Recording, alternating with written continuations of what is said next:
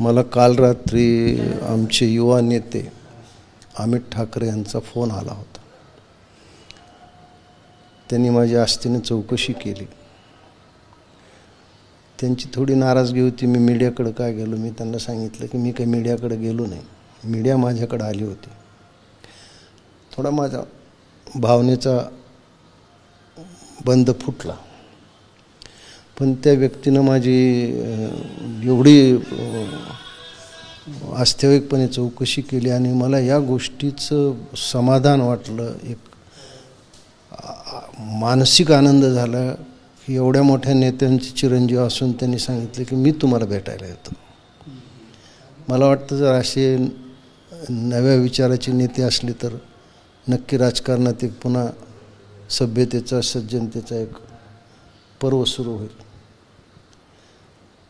त्याच्यामुळं ते माझ्या मुलापेक्षाही लहान आहे। मी म्हणलं की अमितजी तुम्ही मला भेटायला यायची गरज नाही, तुम्ही बोलवा, मी येतो, मी तसं काही दुराग्रही नाही आहे। जे झालं त्याच्यात ते काही फार चांगलं झालं नाही, पण एक पक्षात सुधारणा व्हावी, काम करणाऱ्या लोकांना प्रतिष्ठा मिळावी, हेच माझं त्याच्या मागचं म्हणणं होतं। बाळा नांदगावकरांचं आज माझे मित्र, आमच्या पक्षातले वरिष्ठ नेते बाळा नांदगावकरजींचा फोन आला।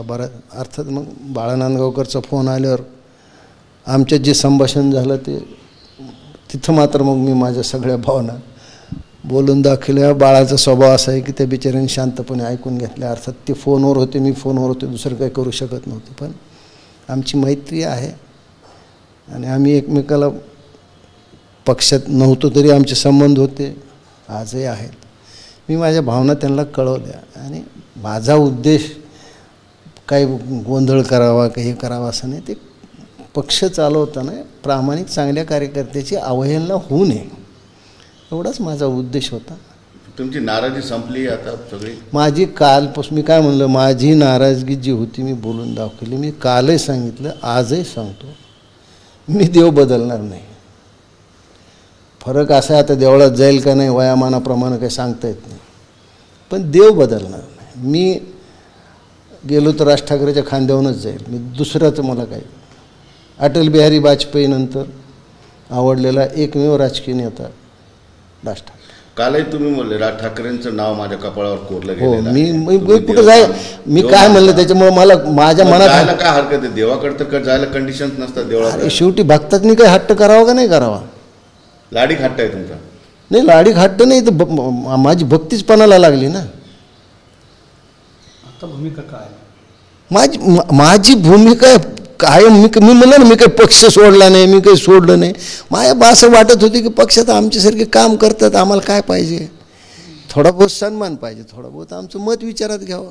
शेवटी ठरेल तर नेताच ठरवतो, तेच आपण पुढे कंटिन्यू करतो। अमित ठाकरेंना भेटणार आहात? हो, मी त्यांना म्हणलं तुम्ही मला तुमच्या सोयीनं बोलवा। मी त्यांना तुम्ही येऊ नका म्हणलं, मी स्वतः येतो, कारण शेवटी ते युवा नेते आहेत, नेतेच आहेत आणि मी एक कार्यकर्ता आहे। मी पक्ष सोडणारे कोणीतरी बातम्या असं काही मी कालही जाहीर केलं। मला जर देवच बदलायचं नाही तर विषय काय मला दुसरीकडे जायचा आणि कशामुळे जाऊ?